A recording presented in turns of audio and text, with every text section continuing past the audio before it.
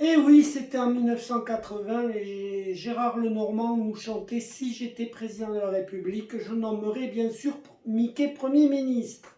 À l'époque, ça avait fait beaucoup rire, ça avait aussi beaucoup ému les enfants.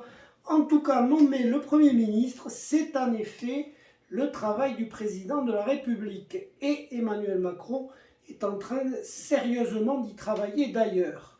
Le Premier ministre, il loge donc ici, à l'hôtel Matignon, et il est nommé par le président, bien évidemment. Comment choisit-on un Premier ministre? Alors tout dépend de la situation. Certains ont été choisis pour leur fidélité, pour leur proximité.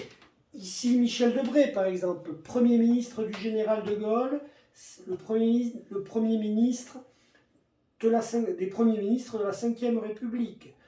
Ici, nous avons Jacques Chirac. Lui, c'est tout le contraire. Il est choisi par Valéry Giscard d'Estaing en 1974 par obligation. Pourquoi? Parce que Jacques Chirac a trahi son parti gaulliste, à l'époque l'UDR, pour soutenir Valéry Giscard d'Estaing contre Jacques Chaban-Delmas aux élections présidentielles de 1974.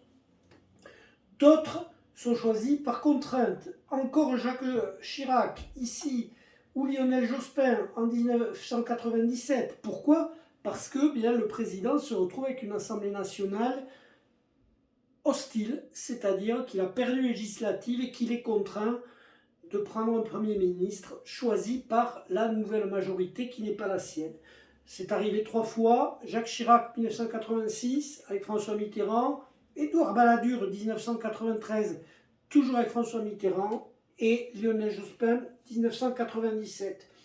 D'autres sont un peu plus surprenants. Ici, Jean-Pierre Raffarin, Premier ministre de 2002 à 2005, resté célèbre pour son anglais très approximatif pendant la campagne sur le référendum à la Constitution européenne. Ici, Dominique de Villepin, lui, c'est le plus techno. Il n'a jamais été élu, il n'a jamais trop fait de terrain, il connaît mal les Français, c'est un diplomate. Mais c'est le fidèle, parmi les fidèles, l'homme de confiance de Jacques Chirac. Et puis, c'est aussi celui que le président Chirac veut propulser contre son ministre de l'Intérieur, Nicolas Sarkozy, qui prépare son élection de 2007 en faisant de l'anti-Chirac. François Fillon est le seul qui a tenu 5 ans à Matignon. Matignon, un métier de chien, disait Michel Rocard. Premier ministre de François Mitterrand, ici, de 1988 à 1991. Les deux hommes se détestaient et pourtant François Mitterrand l'a nommé, sans doute pour faire passer des réformes difficiles, sans doute pour lui montrer que tout se décidait à l'Élysée. On en avait déjà eu l'expérience d'ailleurs au début des années 70, quand Jacques Chaban-Delmas, le maire de Bordeaux, le grand résistant, le gaulliste parmi les gaullistes, rappelez-vous de sa voix fluette et de ses tirades très enlevées à l'Assemblée nationale, eh bien Jacques Chaban-Delmas tente d'imposer un projet qu'il avait appelé Nouvelle Société, de modernisation du pays, fort intéressant puisqu'il y avait déjà beaucoup de réformes de société, le paritarisme, la participation. Malheureusement, pour lui, les conservateurs de l'Élysée l'empêchent de mettre cette politique en œuvre. Donc vous voyez, les premiers ministres peuvent avoir des profils différents, des fidèles, des personnalités décalées, des technos ou des personnalités imposées par l'opposition. Là, Emmanuel Macron va devoir nommer le 24e Premier ministre ou garder le 23e qui est Jean Castex. Jean Castex, rappelons-nous, il a été nommé en 2020, il y a quasiment 2 ans, lors de la pandémie du Covid. Après le premier confinement, les relations se brouillent entre Emmanuel Macron et son Premier ministre Édouard Philippe, qui à Matignon est plus populaire que le président lui-même, qui commence à prendre ses aises, ses distances, et donc on appelle Jean Castex, lui aussi profil plutôt techno, même si c'est le maire d'une petite commune des Pyrénées-Orientales, Prades, où d'ailleurs Marine Le Pen est arrivée en tête dimanche dernier. Donc Jean Castex, comme le veut la tradition républicaine, après ce Conseil des ministres qui a eu lieu ce jeudi matin 28 avril, ou après le prochain qui aura lieu donc mercredi prochain en principe, le 4 mai, devra remettre la démission du gouvernement actuel.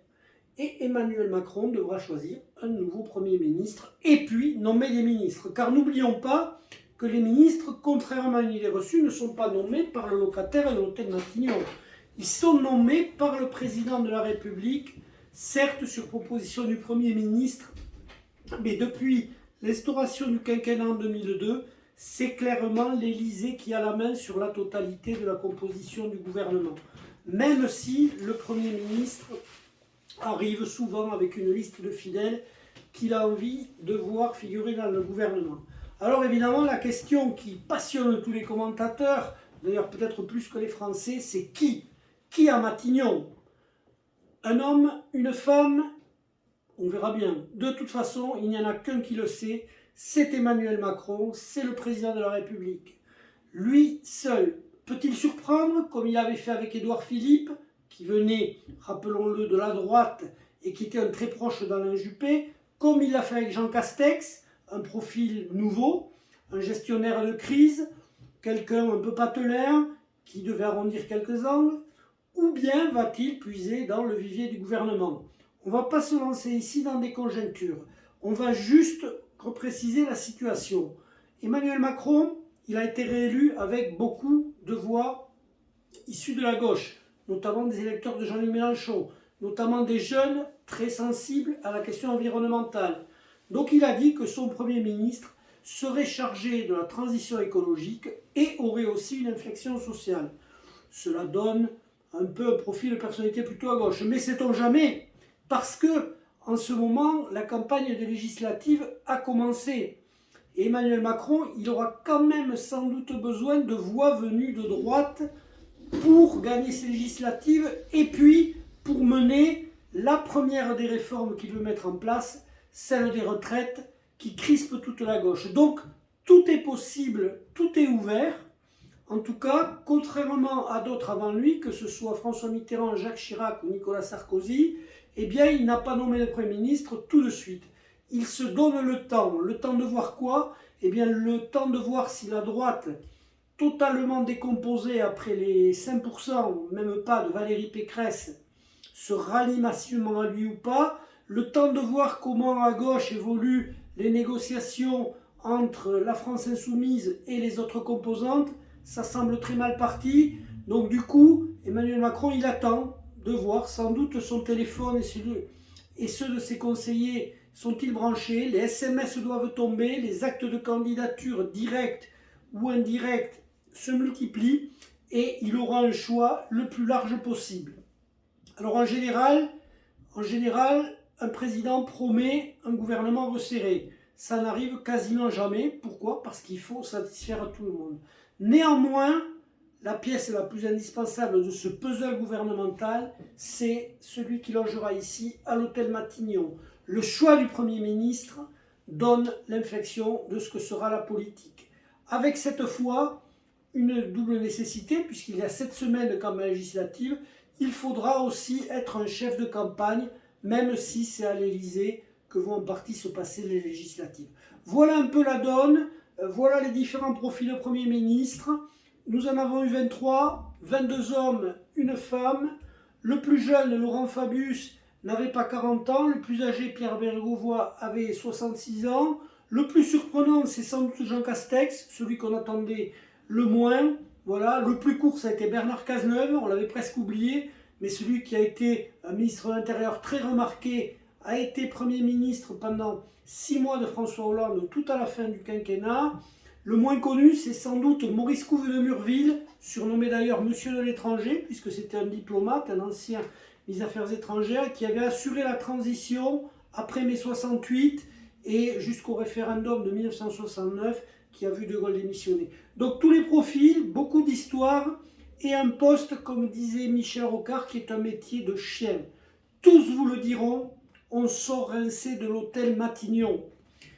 Qui acceptera la tâche? Eh bien, comme l'a dit Ségolène Royal, Premier ministre, ça ne se refuse pas. Donc beaucoup de candidats potentiels, beaucoup en rêve.